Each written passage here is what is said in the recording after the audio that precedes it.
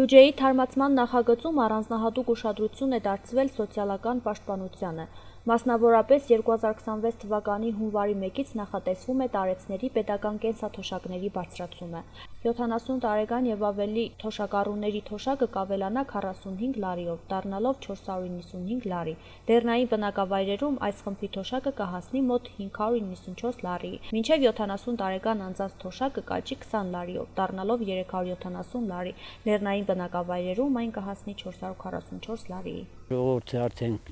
գիտի կարտացել են, նոր ասացի, որ այդպիսի պենսիա ոնց որ Վրաստանն է բանան, ոչ մի պետություն չունի,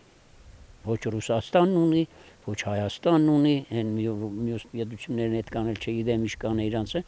բայց մերը տարոց տարի 70-ից բարձր բան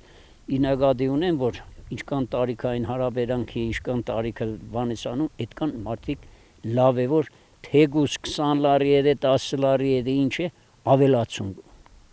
ավելացում կա ամեն տարի, դա մեծ շնորհակալություն է մեր պենսիոներների կողմից, ժողովրդի կողմից,